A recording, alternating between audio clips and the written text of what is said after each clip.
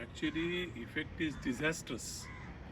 Most of the buses are standing. Last time, at least some of the buses were running, but this time, most of the buses are standing, and they are standing idle now. Last year, at least, it was first time, so there was no backlog of our dues or anything. Now, on the background of 1 year already lockdown, and after this second wave again lockdown is a terrific thing to happen. I don't know how we are going to face it.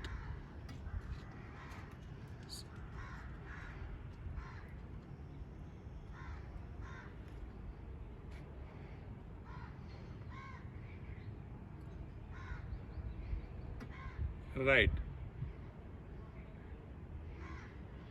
right,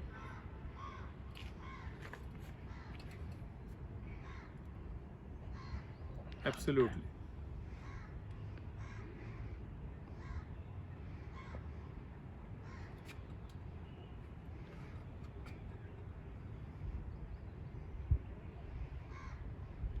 See, on one side, we are demanding certain things from government to give us some relief. One is moratorium, which is our biggest headache. That is not coming through. They are just giving loan after loan, and taking loan after loan, repaying that loan is also going to be a serious trouble. On second side, we are asking government to give us some relief on our taxes. Last time that had come in some of the states, not in all the states though. But this time, till now at least nothing has happened. So our taxes are on, our insurance is on, everything is on, our EMIs are on, and we are under lockdown. So banks also, I feel, will be in serious trouble because even if they repossess our vehicles, they will not be able to sell it. So what they are going to do with it? So they will also have to find out some solution which is suitable for operators to survive. Because if we survive, then bank also survives. If we die, bank also die. So we are requesting banks to give us rescheduling. We are requesting bank to give us a solution which will allow us to survive. And once we survive through this wave, then probably we can repay them on time. So these are the things which we are trying to do now.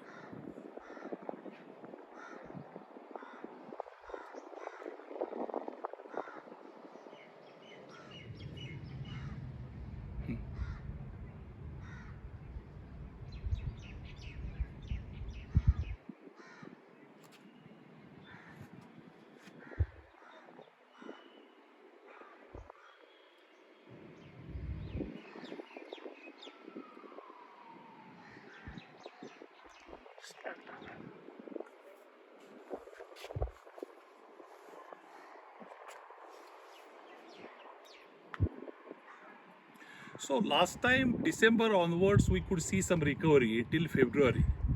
So we hope that if at all this second wave dies down till the month of June also, we can come back till Diwali, which would be our next season. So if at all that happens, we'll be little better off. But if that prolongs, or if whatever people are saying that third wave is going to come in October, then we'll be in serious trouble. You will see our situation worse than farmers. So many operators are already bankrupt. Many of them on the verge of bankruptcy. Vehicles are standing with no business, and people really don't know what to do. So government have to come with some kind of scheme wherein this entire industry survives.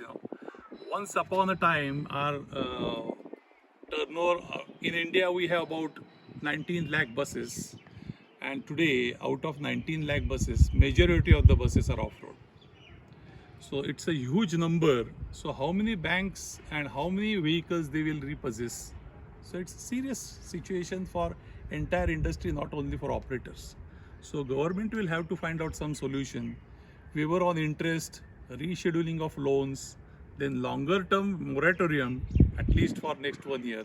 So if at all this is given, then only there is some chance of survival.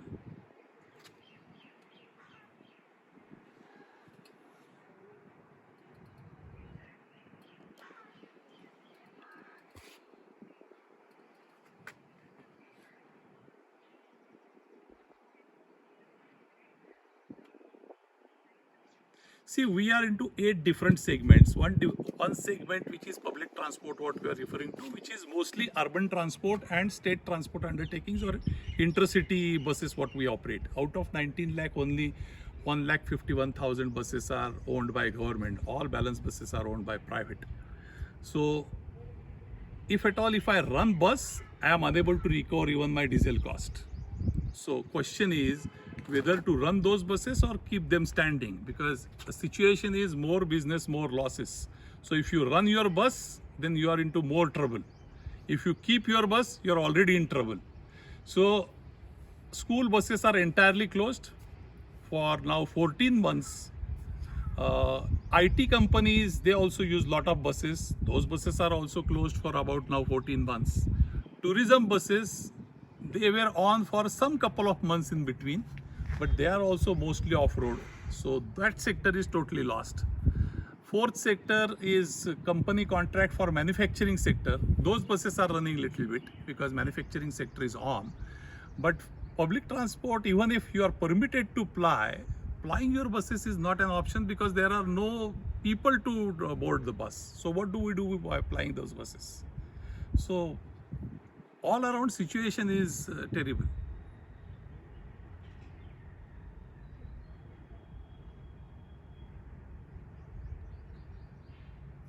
Yeah.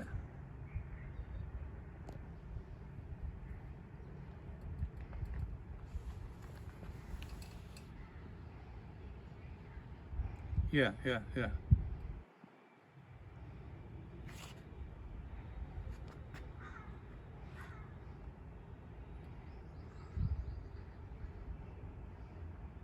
See, as far as number of employees are concerned, only bus segments employ about 1 crore people. Passenger transport I am talking about. So you can imagine the kind of dependent people on that 1 crore people. Even if you take 4 people each, one family, then those are 4 crore people.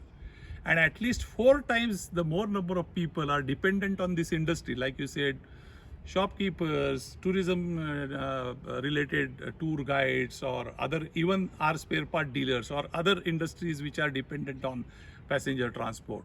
So overall, number of people, those who are affected will be somewhere between 12 to 15 crore people will get affected because of this.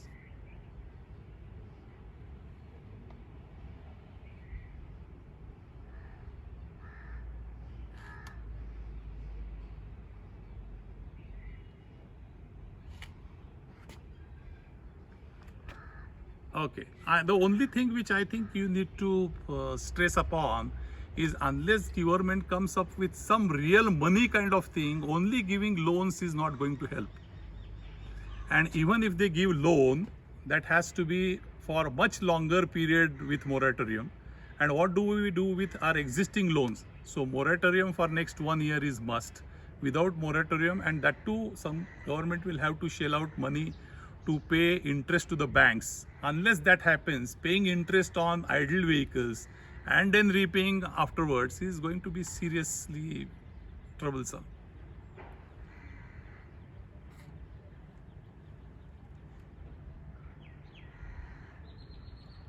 See, we only, our parent company is Ministry of Road Transport and Highways.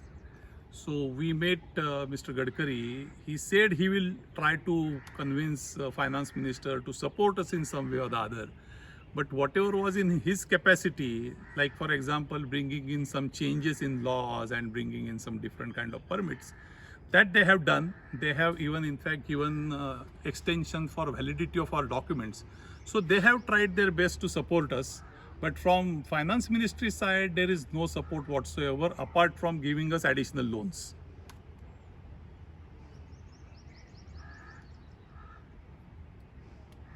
Yeah, thank you. Huh. Okay. Okay. Okay.